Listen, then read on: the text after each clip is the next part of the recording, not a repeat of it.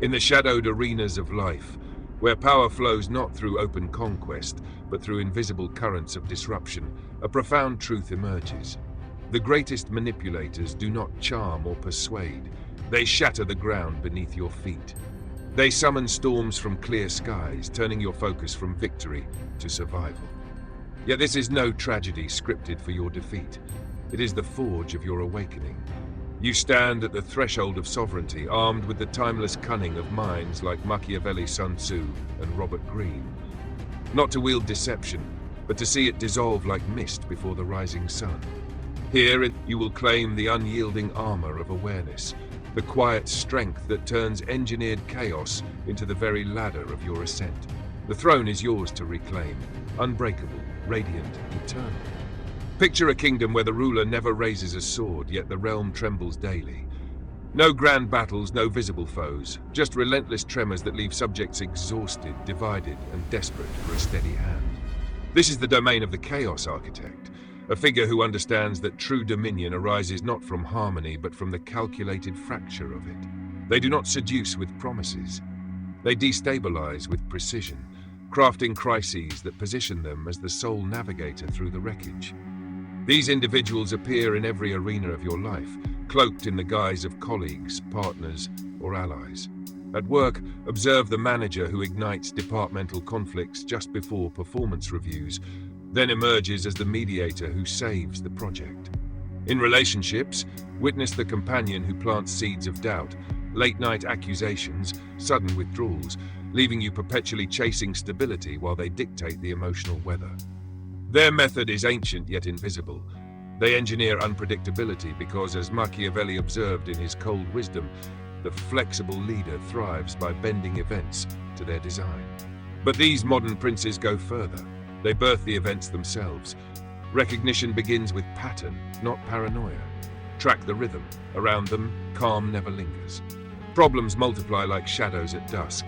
Deadlines shift without cause. Alliances fracture over trifles. Peace evaporates the moment harmony seems possible. You leave interactions drained, replaying scenarios that feel engineered rather than accidental. They redefine reality by naming the crisis first. This team is falling apart, or you're overreacting again. By owning the diagnosis, they own the cure. Robert Greene's lens reveals the mechanism. Confusion is power's sharpest blade. The one who frames the problem inevitably frames the solution, and you, caught in the fog, applaud their rescue. Yet this unveiling is your liberation, not your burden. Knowledge here is the first strike of light. When you map their signature, the manufactured urgency, the selective amnesia about past stability, the subtle blame that keeps you reactive, you step outside their theater. No longer the pawn who scrambles to extinguish fires they lit, you become the observer who sees the match in their hand. This awareness alone elevates you. It restores your agency in a world designed to erode it. You walk into meetings or conversations with eyes sharpened, noting how their chaos serves one agenda, elevating their centrality while diminishing yours. The architect's power dissolves the instant it is named. They rely on your blindness. Your clarity is their exile. Feel the surge of empowerment as you catalogue their moves without judgment, simply precision. This is not cynicism. It is the sovereign's map of hidden terrain. With it, your days cease to be dictated by phantom emergencies. You schedule your own tempo, protect your focus, and watch their influence shrink to the size of a whisper. The kingdom they sought to rule through disorder now stands revealed. And you, calm, discerning, unassailable, hold the scepter of choice. This is the dawn of your reign, forged in the very fires they meant to consume you. Once the veil lifts, a deeper battle ignites, not against the architect, but within the fortress of your own mind. Chaos creators do not merely stir external tempests, they infiltrate your inner realm, turning peace into perpetual siege. You feel it viscerally, the racing pulse at unexpected texts, the lingering unease after innocent conversations, the sense that life itself has become a treadmill of crises. This is no accident. It is the second layer of their design, exploiting your natural human wiring to keep you emotionally invested in their narrative. Why does proximity to them breed this unrelenting crisis? Because they weaponize uncertainty itself. Your brain, wired for survival, interprets their manufactured turbulence as existential threat. Dopamine spikes on false alarms. Cortisol floods your system during invented emergencies, and soon your baseline becomes vigilance. Relationships fray because trust erodes under constant microshocks. Careers stall as focus fragments. The architect counts on this. A mind in survival mode cannot strategize, cannot dream, cannot lead. It can only react, and reaction cedes the throne. Yet here lies your greatest opportunity for ascension. Protection is not passive endurance. It is the deliberate construction of an inner citadel. Begin by anchoring identity beyond their reach. Define your core values, clarity, autonomy, purpose as immovable pillars. When chaos erupts, pause and ask, does this storm threaten my values or merely my comfort? This single question reroutes energy from panic to perspective. Cultivate the habit of documentation, private logs of events stripped of emotion, revealing the pattern without their spin. Over weeks, the fog clears. You see their hand not as fate, but as predictable theater. Build physiological sovereignty next.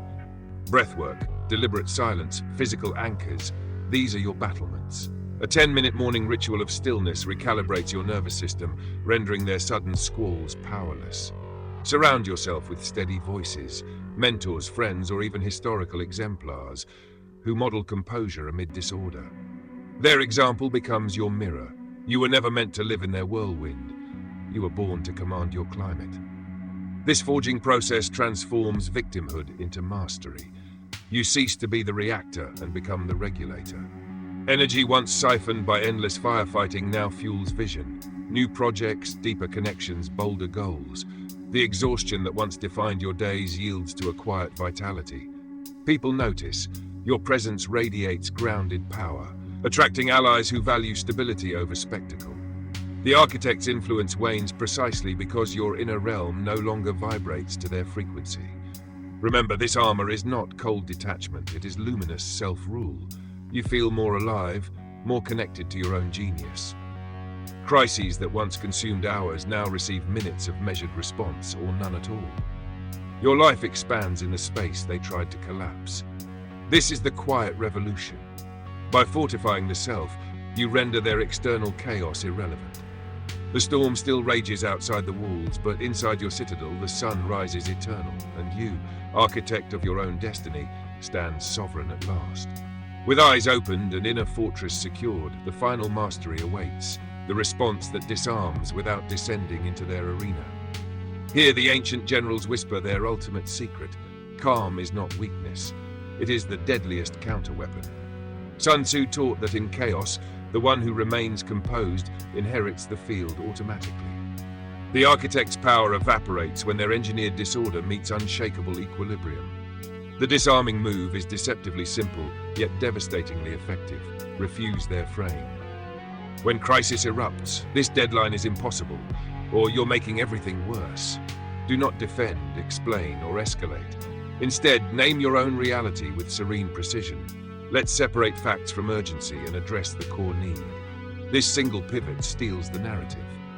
By refusing to co-author their drama, you force the chaos to stand naked, revealed as manufactured rather than inevitable. They lose the oxygen of your reaction. Without it, their strategy collapses. Practice the art of the measured boundary. In the workplace, respond to their manufactured emergencies with documented alternatives. I've noted 3 viable paths forward, which aligns with our agreed goals. In personal spheres, offer calm detachment. I see this feels urgent to you. I'm available to discuss solutions after we both center. Each instance reclaims territory. They thrive on emotional entanglement. Your composed detachment starves them. Long-term, weave this into a philosophy of proactive order. Anticipate their patterns and preempt with structure. Clear agreements, written records, scheduled check-ins that leave no room for invented fog. Over time, their influence contracts because the environment itself rejects disorder. Colleagues and partners gravitate toward your steady light. The architect finds themselves isolated in the very chaos they created. This response elevates you beyond survival into legend. You do not fight fire with fire. You become the unburnable center. Success compounds. Promotions arrive because leaders notice your ability to cut through noise. Relationships deepen because trust grows in soil you stabilized. Most profoundly, you discover an inner freedom no external force can touch. The storms that once defined your life now serve as proof of your mastery. Each one weathered strengthens the legend of your sovereignty. You were never meant to live as a leaf in their gale. You were born to be the mountain that shapes the wind. By meeting deliberate chaos with deliberate calm, you fulfill the highest Machiavellian ideal, not through cunning dominance, but through wise self-rule that inspires empires. The architects fade into irrelevance, their strategies reduced to footnotes in your triumphant story. Step forward now. The realm is quiet, the path is clear, and the crown rests firmly upon the head of the one who refused to kneel to the storm.